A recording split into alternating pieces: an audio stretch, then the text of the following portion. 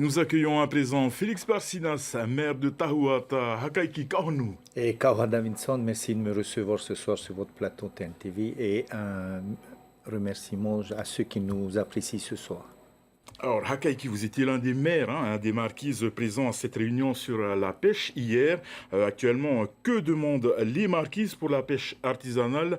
Une zone de combien de nautiques? Alors, nous sommes constants dans notre démarche, à savoir de maintenir ces 30 000 nautiques des côtes pour éviter que les thoniers puissent venir, afin qu'on puisse laisser cet espace aux pêcheurs qui utilisent des embarcations de type traditionnel comme le petit marara et les petits ohopo. On sait que les eaux marquisiennes sont riches, très riches en poissons, mais observez-vous une raréfaction de la ressource? En effet, donc la raréfaction donc des poissons est constatée.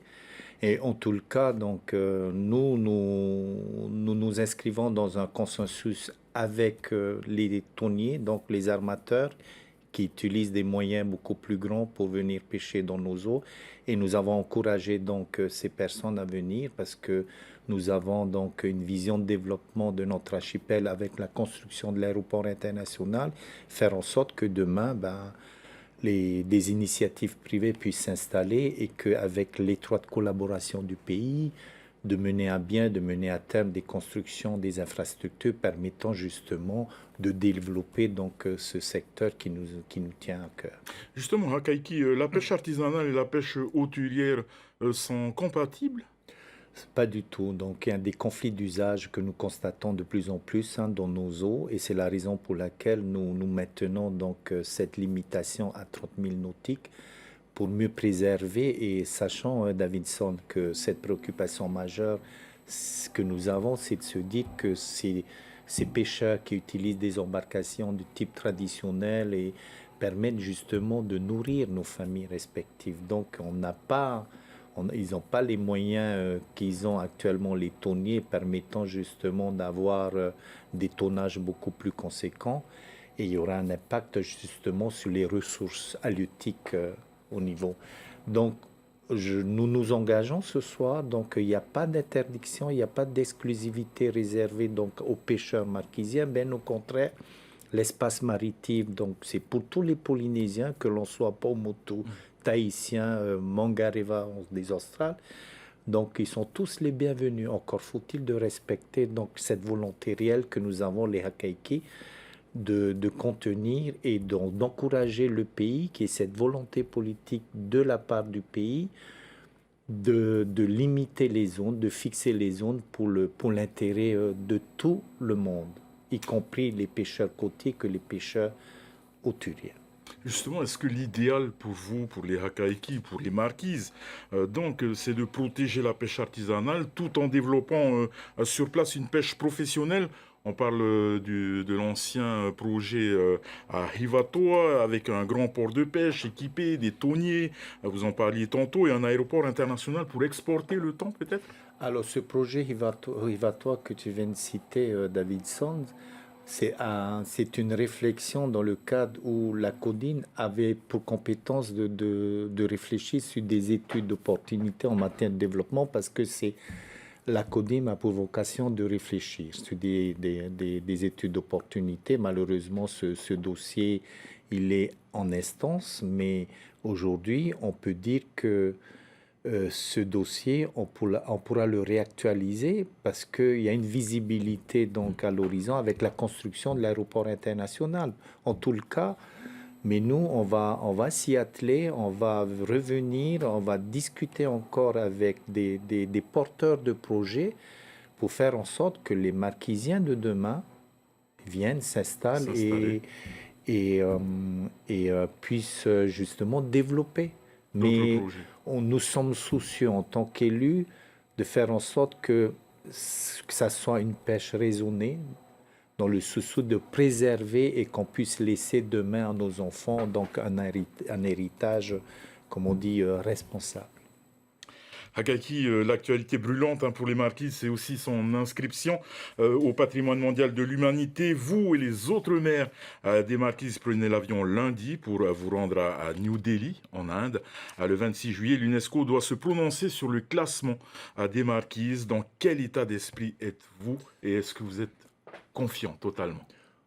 Oui, on est parce que c'est un dossier qui date depuis 3 ans et puis la candidature donc sera examinée exactement le vendredi 26 juillet. Donc on part serein parce que il y a eu un accompagnement depuis ces dernières années. Quand je dis un accompagnement aussi bien par l'État que par le pays, les experts mondiaux qui sont descendus au mois d'octobre pour venir et poser des questions intermédiaires pour que le pays puisse répondre avant le vendredi 26 juillet. Mais en tout cas, on part serein. Mais l'aboutissement, et cette fierté, hein, si demain la validation sera faite, Davidson, cette fierté, on la partage avec la population polynésienne Voilà, tout de toute entière la parce Polynésie, que oui. c'est une reconnaissance, donc l'entité marquisienne de cet archipel. En même temps, c'est le pays qui est mis en exergue ce moment-là, donc ça devient une vitrine à l'international et puis l'archipel qui est un grain de sable dans l'océan Pacifique sera reconnu de par le monde. C'est ça Totalement. qui est formidable, que cette population marquisienne qui est fière de sa culture, de son patrimoine, donc sera reconnue sur le Justement, plan ce dossier est international. porté depuis 30 ans maintenant. On est à la toute fin du processus. Si les marquises sont classées, il se passe quoi ensuite? Quel est l'enjeu pour vous? Alors, toujours est-il, donc nous on part au nom du pays, le portage du dossier fait pas le pays et puis on aimerait bien que par la suite le pays nous confie ce document, ce diplôme, cette attestation pour qu'on puisse partir aux marquises avec et puis faire ensemble que ça soit une fierté pour l'ensemble des marquisiens et l'ensemble des Polynésiens. Mais il y a du travail à faire par la suite, bien évidemment, Davidson. À quelqu'un un mot sur votre volonté de faire des marquises une communauté d'archipel.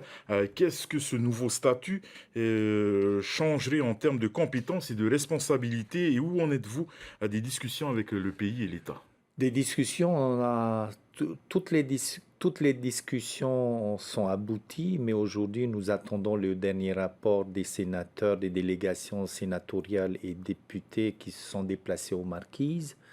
Donc ces deux rapports sont importants pour pouvoir justement clarifier donc les leviers donc juridiques qui incombent justement à cette volonté réelle que nous avons de faire aboutir donc ce projet Et le de tout nouveau, communauté de communes en la communauté communauté d'archipel. d'archipel. Toujours est-il, c'est pour faire simple simplement, Davidson, c'est comment faire évoluer l'ACODIM en communauté d'archipel tout en restant dans la Polynésie française. On ne demande pas à être séparé de la De la Polynésie Polynésie française. française. C'est une forme de différenciation que nous demandons afin que demain qu'on puisse avoir tous les leviers juridiques pour pouvoir réagir rapidement sur le terrain. Et justement, le tout nouveau, et ce sera ma dernière question, Hakaiki, le tout nouveau député marquisien Mouerani Frebo défendra-t-il ce projet au sein de l'Assemblée nationale? Une bonne nouvelle, j'ai su qu'il fait partie de la commission des lois, mais en tout le cas, Moirani est là justement pour faire entendre nos revendications, mais j'insiste, on continuera à travailler avec le pays parce que le statut d'autonomie interne nous exige justement à travailler parce que le statut, il faudra modifier. C'est pas simplement à l'Assemblée nationale ici convaincre le partenaire privilégié qui est le pays de se mettre autour d'une table. Comme je l'ai dit, on n'est pas là pour se séparer de la Polynésie française, on est là justement pour qu'il y ait une différenciation au sein de cette Polynésie afin que demain qu'on puisse avoir tous les leviers juridiques pour le bien de notre population. Et c'est tout ce que nous voulons. Morani n'est qu'un levier justement pour faire en sorte que les choses avancent avec bien évidemment un consensus avec le pays. Et l'État n'a pas un rôle à s'immiscer dans cette démarche. Donc J'insiste là-dessus. Hakaiki Kotonui, merci d'avoir accepté notre invitation. Merci, Davidson.